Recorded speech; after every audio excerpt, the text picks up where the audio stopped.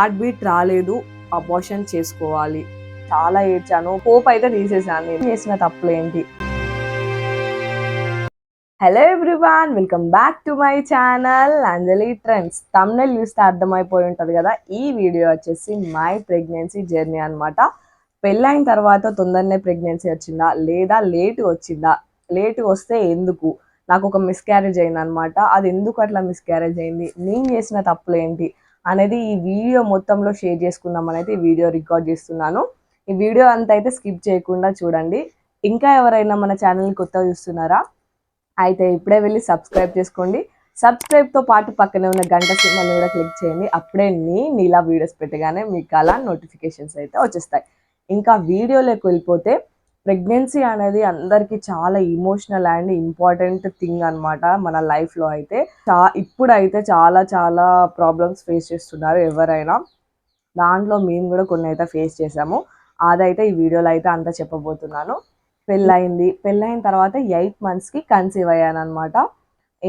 అప్పటికి ఏం మెడిసిన్ వాడలేదు, న్యాచురల్గానే ప్రెగ్నెంట్గా అయ్యాను అనమాట. సో దాని తర్వాత మనం ఇట్లా అయిద్దేమో అట్లా అయిద్దేమో అని ఎవరం ఏం అనుకోము. సో దాని తర్వాత నార్మల్గా మేము హాస్పిటల్కి వెళ్ళాము, చెకప్స్ అయినాయి. దాని తర్వాత ఫస్టే వెళ్ళినప్పుడు హార్ట్ బీట్ స్కాన్ అయితే చేయరు కదా, మనం ఆల్రెడీ మంత్ స్కిప్ అయిన తర్వాత 1 week ఏమో వెళ్తాము.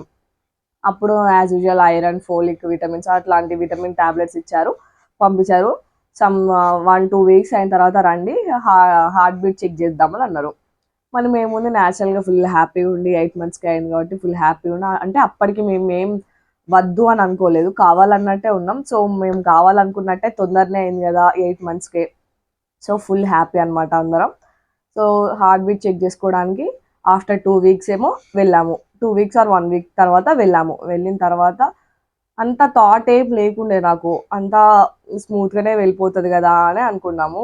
హార్ట్ బీట్ స్కాన్కి వెళ్ళిన తర్వాత మళ్ళీ స్కాన్ అయిపోయి డాక్టర్ దగ్గరకు వచ్చాక హార్ట్ బీట్ ఇంకా రాలేదండి. అరేంటి ఇంకా హార్ట్ బీట్ రాకపోవడం ఏంది, తొందరనే వస్తుంది కదా అని అందరం ఒక్కసారి ఫ్రీజ్ అయిపోయాం అనమాట. సరే రాలేదు అంటే ఇంకా వచ్చే టైం ఏమన్నా ఉందా, వెయిట్ చేయవచ్చా, లేకపోతే ఇది ఇంతేనా అని ఒక్క సెకండ్లో 100 డౌట్లు, 100 క్వశ్చన్ మార్కులు వచ్చాయన్నమాట మైండ్లో. సో దాని తర్వాత అయితే ఇప్పుడే కదా ఎర్లీ ప్రెగ్నెన్సీ కాబట్టి ఇంకొక 1 week చూద్దాం ఆర్ 10 days చూద్దాం అనేసి మేడం అయితే చెప్పారు. సో 1 week కాదు 10 days చూసామన్నమాట మేమైతే. అంటే హోప్ ఉంది కదా అని చెప్పేసి అయితే 10 days అయినా కూడా హార్ట్ బీట్ రాలే. సో నెక్స్ట్ ఏంటి అనే క్వశ్చన్ మార్క్ అయితే అందరికి వచ్చింది. సో నేను వరంగల్లో ఉన్న, హన్మకొండలో ఉన్న ప్రశాంతి హాస్పిటల్ అయితే చూపించుకునేదాన్ని. సో అక్కడికి అయితే వెళ్ళాను. దాని తర్వాత ఆమె ఏమందంటే, తొందరనే అయింది కదా 8 monthsకి, మళ్ళీ మీ ఏజ్ కూడా చిన్ననే కదా, మళ్ళీ ఇది ఉంచుకున్నా ఒకవేళ ఈ బేబీ పుట్టినా కూడా ఫిజికల్లీ ఏమైనా హ్యాండిక్యాప్డ్, మెంటల్ డిజార్డర్స్, అంటే ఏదో ఒక హెల్త్ ఇష్యూతోనైతే పుడుతుందేమో అనేసి అయితే చెప్పింది అనమాట. చెప్పిన తర్వాత చాలా చాలా ఆలోచించాము. నేనైతే అక్కడనే కూర్చొని ఫుల్ ఏడుస్తూనే ఉన్నాను. నాకు ఇంకా దాని తర్వాత డాక్టర్ ఏం చెప్తున్నారు అని కూడా అస్సలు వినకుండానే ఏడ్చేస్తున్నాను. మా బావ ఉండి ప్రతిదీ డీటెయిల్గా అడిగారు, మరి ఎందుకు ఇట్లా అయ్యే ఛాన్సెస్, ఎందుకు హార్ట్ బీట్ రాలే, దీనికి ఏమన్నా రీజన్ ఉంటుందా, మేము చేసిన మిస్టేక్స్ ఏమన్నా ఉన్నాయా అని అంటే, ఏం ఉండదు సార్, మీరు చేసిన మిస్టేక్స్ ఏం కాదు, ఇది ఎర్లీ ప్రెగ్నెన్సీ కాబట్టి మీరేముంటుంది మిస్టేక్స్, అవి హార్మోన్సే కొంచెం బైండింగ్లా, సమ్ జెనెటిక్ డిజార్డర్సే ఉంటాయి తప్ప మనం చేసింది ఏం ఉండదు అని చెప్పారనమాట. నేనైతే అట్లా చెప్పిన తర్వాత కూడా ఉంచుకుంటా, తీసేసుడు వద్దు, నేను అబార్షన్ చేసుకోను అని అయితే చాలా ఏడ్చాను. బట్ అందరూ చాలా, అప్పటికి అత్తమ్మ వాళ్ళందరూ వచ్చారు. ఇప్పుడే 8 monthsకి అయింది, మళ్ళీ తొందరగా అవుతుంది కదా, ఇట్లా డాక్టర్ చెప్పిన తర్వాత ఉంచుకోవడం ఎందుకు అనేసి అందరూ ఆలోచించి దాని తర్వాత డిసిషన్ అయితే తీసుకున్నారు. అంటే నాకు ఇట్లా కడుపు క్లీన్ చేయడం అట్లా ఏం లేదు. ఎర్లీ ప్రెగ్నెన్సీ అప్పటికి 3 months ఉన్నాయి అనుకుంటా. సో 3 monthsే కదా, పిల్స్ ఇస్తే సరిపోద్ది, ఈమె ఏజ్ కూడా చిన్నదే కదా, జస్ట్ పిల్స్ ఇస్తే, ఇన్సర్టింగ్ పిల్స్ అండ్ వేసుకునే పిల్స్ ఇస్తే అది న్యాచురల్గా వెళ్ళిపోద్ది అని చెప్పారనమాట. సో అవైతే కంటిన్యూ చేశాను. మళ్ళీ ఆ మెడిసిన్ వాడంగా కూడా అంతా అయితే క్లీన్ అయిపోలేదు అనమాట. సో చిన్నగా ఆవగింజ అంతా పొట్టలోనే ఉండిపోయింది అనమాట ఆ మెడిసిన్ వాడడం కూడా. సో మళ్ళీ దానికి ఏమన్నా రిస్క్ అయిపోద్దామా అని అట్లా కూడా కొద్దిసేపు టెన్షన్ పడ్డాము. బట్ డాక్టర్ అయితే టెన్షన్ ఏం లేదు, నార్మల్గా ఇంకా నేను వేరే నార్మల్ టాబ్లెట్స్ ఇస్తాను, ఈ 2 months ఇవి వాడండి, మళ్ళీ ప్రెగ్నెన్సీ అయితే ఈ 2 monthsలో ప్లాన్ చేయకండి. సో కొంచెం మిగిలిపోయింది కాబట్టి మళ్ళీ 2 monthsలో ప్రెగ్నెన్సీ అయినా మళ్ళీ అలానే హార్ట్ బీట్ రాకుండా ఉండేటట్టు ఉంటుంది అని చెప్తేనైతే ఆ 2 months అయితే మేము ప్రెగ్నెన్సీ ప్లాన్ చేసుకోకుండా అది క్లియర్ అయిపోయేదాకా అయితే ఉన్నామన్నమాట. మళ్ళీ దాని తర్వాత తొందరగా అవుతుంది అని అనుకున్నాము. 8 monthsకే ప్రెగ్నెన్సీ అయింది, మళ్ళీ 3 years గ్యాప్ అనమాట.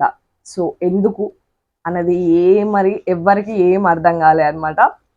చాలా హాస్పిటల్స్ తిరిగాము, చాలా టెస్ట్లు చేయించుకున్నాము, ఇద్దరికి ఎవరికి ఏం ప్రాబ్లం లేదు. ఫైనల్గా మేము భూపాల్పల్లిలో ఉన్న సాయిరత్న హాస్పిటల్ ఒక హాస్పిటల్కి అయితే వెళ్ళాము. ఈ అన్ని ఫైల్స్ చూసి అప్పటికి 3 years అయిపోయింది. 3 years అయిపోయిన తర్వాత అన్ని రిపోర్ట్స్ చూశారు, అన్నీ చేశారు. దాని తర్వాత మీ హస్బెండ్ ఏం జాబ్ ఇట్లా అంటే సో జాబ్ అని చెప్తే ప్రాబ్లం అయితే ఏం లేదు, మీరు ovulation days fertile days miss చేయడం వల్లనే మీకు ప్రెగ్నెన్సీ అయితే రావట్లేదు అనేసి అయితే చెప్పేసిన తర్వాత ఇక మైండ్లో నుంచి స్ట్రెస్ అంతా తీసేసామన్నమాట. ఇంకా అయినప్పుడు అవుతుంది, ప్రాబ్లం అయితే ఏం లేదు, మనం అయితే అది క్లియర్ చేసుకున్నాము.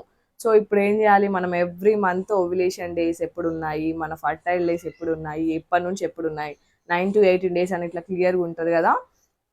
మన డేట్ని బట్టి అది ట్రాక్ చేసుకుంటూ ఉండేదాన్ని అనమాట. ఎవ్రీ మంత్ ట్రాక్ చేసుకుంటూ ఓవ్యులేషన్ డేస్ అయితే మిస్ చేయకుండా ట్రై అయితే చేసామన్నమాట.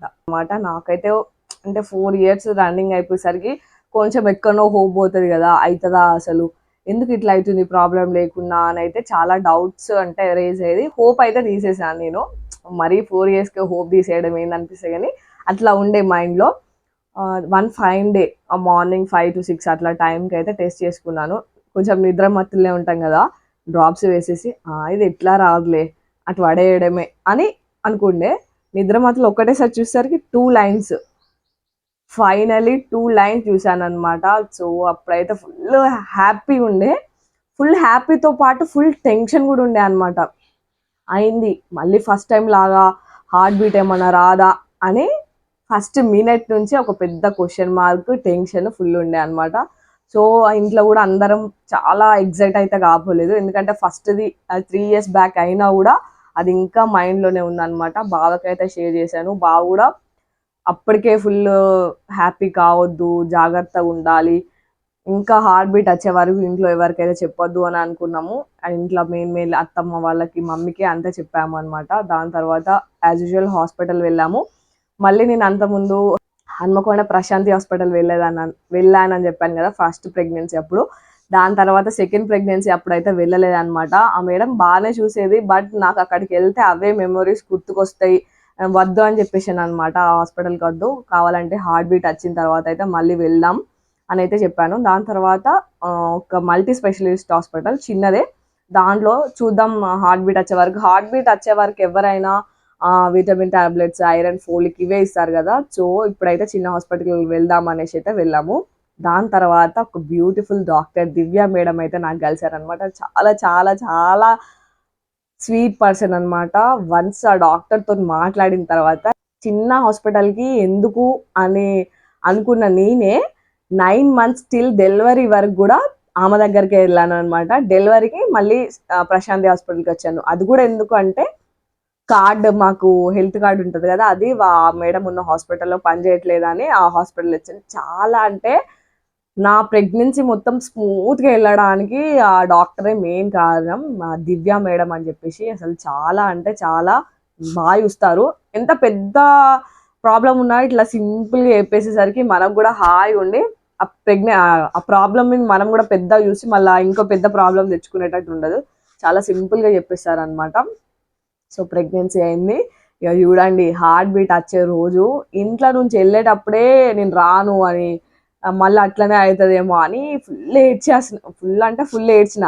మళ్ళీ ఎక్కడ అట్లా అవుతుందేమో అని భయం. ఆల్రెడీ 3 yearsకి అయింది కదా, లేట్గా అయింది కదా, మళ్ళీ అట్లా అయితే నెక్స్ట్ ఏంటిది అనే పోకముందే నాకు అవన్నీ గుర్తుకొచ్చి ఏడుస్తా ఉన్నాను అనమాట. నా ఏడ్కి మా గీతక్క, మా సిస్టర్ వాళ్ళు, మా బావ వాళ్ళు, మా బావ, మా మమ్మీ మొత్తం ఒక హార్ట్ బీట్ స్కాన్కి ఒక 4-5 మెంబర్స్ వెళ్ళాము, ఓన్లీ నా టెన్షన్కి అనమాట. దేవుళ్ళకి అన్ని మొక్కుకుంటూనే అక్కడ స్కాన్ బెడ్ మీద పడుకున్నాను.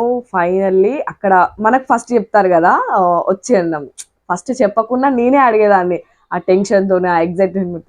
హార్ట్ బీట్ వచ్చిందా మేడం, హార్ట్ బీట్ వచ్చిందా, హార్ట్ బీట్ వచ్చిందా అంటే వచ్చిందమ్మా అంటే అప్పుడు రిలాక్స్ అయ్యాను అనమాట. ఇక దాని తర్వాత నేను empty scan, delivery, including delivery అప్పుడు కూడా అంత టెన్షన్ పడలే అనమాట.